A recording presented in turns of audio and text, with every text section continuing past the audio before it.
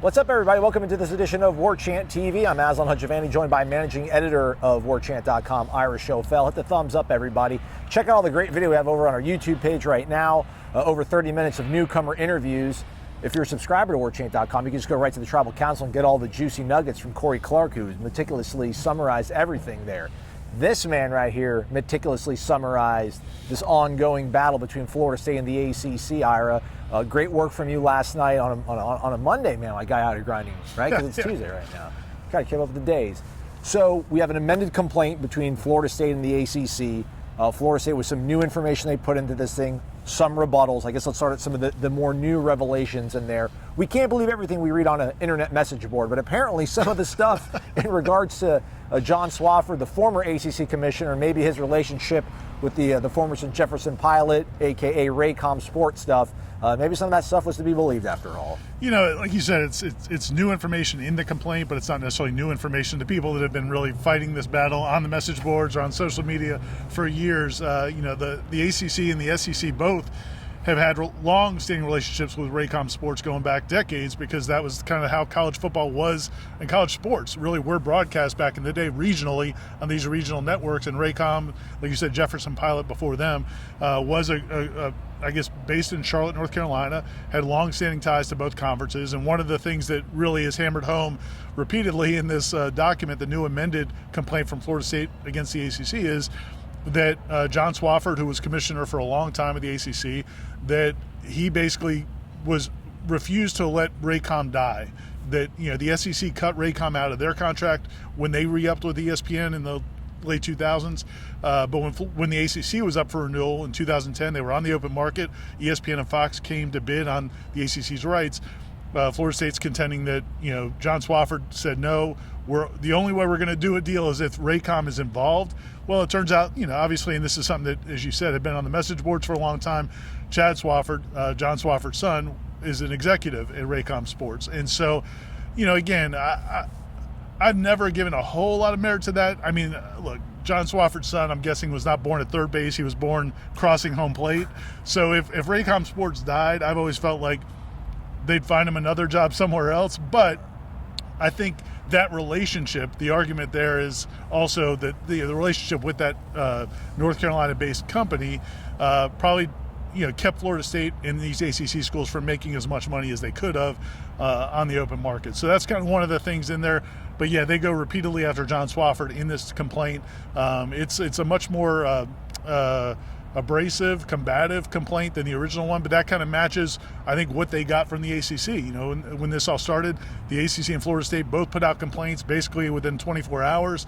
Then the ACC filed their amended complaint and sought damages. They really went after Florida State and said Florida State broke all these confidentiality agreements and breach of contract and all these different things, and seeking damages in North Carolina court.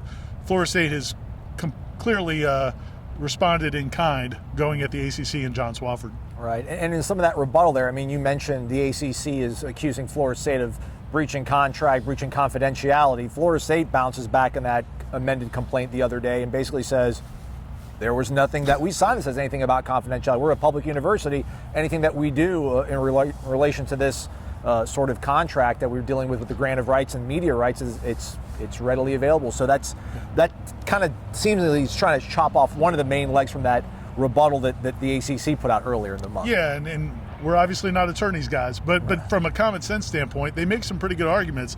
One of the things they say is, you know, you're saying that Florida State's breaching this contract because they're suing the conference that they're a member of. Well, FSU points out that, hey, you actually filed your lawsuit before we did. You sued us as a member of your conference before our lawsuit was even filed. And for people that don't remember, Florida State called a Board of Trustees meeting in late December, and it was pretty well speculated that Florida State was going to go ahead and file a lawsuit against Florida State. The ACC filed their complaint the night before in North Carolina court to kind of beat Florida State to the punch. There's theories that maybe it was for jurisdiction or whatever it is, but they filed their lawsuit before Florida State even decided to. The Board of Trustees decided the next day to go forward with the suit. And then, as you said, the confidentiality agreement, one of the things that is alleged is that Florida State gave over the grant of rights to our guy, Noles, a blogger at Warchant.com. All Noles is not a blogger at Warchant.com. He is a subscriber and a longtime message board poster. We appreciate you. And an attorney, Hal Martinborough, and he requested the grant of rights, and he got it from Florida State. And the ACC said, well, you violated our confidentiality. Well, the Florida State, in this amendment complaint, points out that, first of all, we don't have any confidentiality agreements with the ACC. And second of all, we're not allowed to. There are public open records in the state of Florida. And Florida State, in this complaint, is basically saying, listen, we're part of the state of Florida. We don't have any kind of way to waive those records. So they backed up Ashley Moody, the Attorney General, who has also separately complained to the ACC and said, we want all of these documents, not just the grant of rights, which they have, but also the ESPN television contract agreement with the ACC, which has never left the state of North Carolina. When we've written those stories in the past about all these attorneys from FSU and other schools having to go to Charlotte, North Carolina, or Greensboro at the time to look at these documents. That's really what they were looking at, is the ESPN television agreement. Well, now Florida State in this complaint, and also Ashley Moody, the Attorney General, are saying, no, we want it all to be public because we're a public school, and we'll have to see. I have a feeling within the next week or so we're going to get another amended complaint or some sort of response from the ACC. Part of the Monday's work that you did and fleshing everything out that was in this amended complaint, Ira, I guess also the fact that Florida State's pointing out once again, the ACC hasn't followed their own protocol when it comes to things, right? I mean, in the original sort of complaint that Florida State released, part of it was the fact that when they did go ahead, the ACC, and extend the grant of rights, there wasn't a vote done, which they need to have like a 2/3 approval or something along the lines of that, or right. When they extended the grant of rights, there was votes done, but when they extended ESPN's window to extend the contract from 2036 to 2037. That's the contract, not the grant of rights. That was done basically just by the commissioner on his own. The ACC schools were not involved. Yeah. Right. Well, then again here, the ACC filing suit against Florida State, that's something that's material legal work that needs to be voted on upon the members of institutions of the ACC. That was not done either this That's time. Definitely what they're alleging. They're saying that in the Constitution for the ACC that they have to have a meeting between all the ACC schools, and the 2/3 majority have to vote to do any kind of legal action that involves the conference. And their allegation is that never happened. Now, it's possible maybe they just didn't send FSU the email. Maybe they said, you know what, we're just going to have a separate meeting and not involve you guys. I don't, we'll see what the ACC responds. But yeah, that's their allegation, that this whole lawsuit, the whole lawsuit that the ACC filed, is null and void because they never had they never noticed a meeting, and they never had a meeting. Basically, the implication is that Jim Phillips, the current commissioner of the ACC, just decided on his own to file a lawsuit against one of the members of the conference, and we'll have to see what the ACC says back. All right. Well, then, Ira, I've heard the term "sue for peace." I don't know if that's what the road that we're on right now, but seemingly, listen, I've been part of bad contracts, like working in television. I've signed some really bad contracts. And at the end of the day, me, I've signed it, I'm accountable for that. But at the same time, it's like, listen, I'm making $8.89 an hour. If I want to leave this job, I have to pay you $5,000. I have to pay you like 3/4 of my salary just to get out of this thing. That's not fair. This may or may not be a real story, guys. It may not be a real story after all. Florida State seemingly though is outlining all these sort of parts that are unenforceable because, Florida State says that a lot of this stuff, grant of rights and stuff, violates their ability to be part of the open market, which goes against Florida Constitution or Florida statutes rather. Is this just going to be a constant back and forth? The hoping at some point each side realizes, all right, like we've emptied out the clip on everything that we have. We'll just figure out a minimal way to get rid of or separate, I guess. Is that the ideal goal here? Well, I think, first of all, emptying out the clip is probably a good way to say it. And I think Florida State's probably hasn't emptied it out yet. And I think the ACC probably hasn't emptied it out yet. And that's kind of what we're going to see here going forward. What's really happening is obviously Florida State, they're not going to say it officially, but they want to get out of the ACC. They want to try to find out if they can get the SEC or the Big Ten without paying $570 million in between the grant of rights and the exit fee. So they're trying to see if they can get that reduced or thrown out completely. That's probably not going to happen. The ACC is trying to get every penny they can get from Florida State. I think the ACC realizes now FSU's not here for the long term. They want to get every penny they can for their member schools and to keep the conference viable.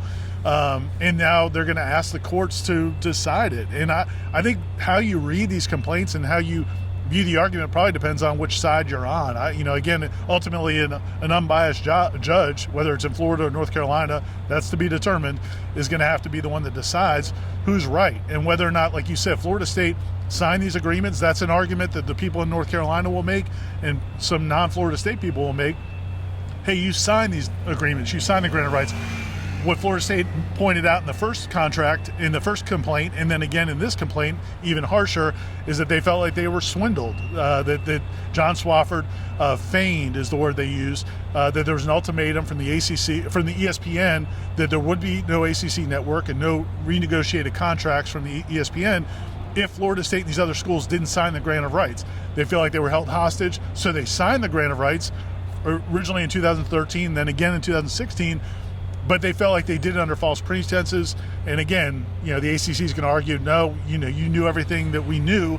And again, that's something the courts are going to have to decide. But I would say this, just from, a lot of people ask, like, how long is this going to go? Like, how long of a process is this? If it goes through the legal process from the attorneys I've talked to, it could be a long, long, long drawn out process. I think the fact that Florida State's ratcheting up the rhetoric, the ACC's ratcheting up the rhetoric, and again, if this continues, you at some point they are going to empty out the clips. And at that point, how far do they want to go? And so I think that's what we're going to see now is in the next complaint or two, do they get to the point where both sides say, okay, look, this isn't good for anybody. We need to sit down, come up with an agreement. Maybe it's $200 million, maybe it's $150 million, maybe it's $300 million. We're not paying $570, and they're not going to walk away and let you go for free. So at some point you feel like there's got to be mediation because if it goes to the courts, it could go a long, long time. Right. I guess some good news too, we're seeing from other outlets, apparently other schools in the conference seem to be perhaps posturing themselves for potential exit plans, or at least putting themselves in position to where if it comes down to that, they can have an easier path out. It seems like North Carolina, if you want to call a flagship school in this conference, that's probably it. I mean, that has to be pretty encouraging as well for not only Florida State fans that are in this battle on the message boards, but also the folks that are involved in this case. Yeah, there's some activity going on there, and it's curious because one of the things people really haven't figured out is these states that have two schools, North Carolina, or multiple public schools. North Carolina, there's a feeling that NC State would be left behind. North Carolina, we all know, is very attractive. That the SEC and Big Ten would probably both love to have North Carolina in their conferences if the ACC disbands or if North Carolina bails. But who wants NC State? And so now you have all these lawmakers and power figures in the state of North Carolina who are like, wait a minute, if North Carolina leaves, we can't let NC State be left behind. Similar to what happened when Virginia Tech, when the ACC expanded, the reason they brought in Virginia Tech was basically political pressure on Virginia to get Virginia Tech in this conference because they felt like Virginia Tech would be left to die on the vine in the Big East. So, which is what Washington State's having to go through right now, with Washington leaving for the Big Ten. So now you're getting a lot of political people involved in all this, and again, it's bigger than just what happens in these offices behind us in the Moore Athletic Center or even at Westcott Hall at the university. There's a lot of powerful people involved in this.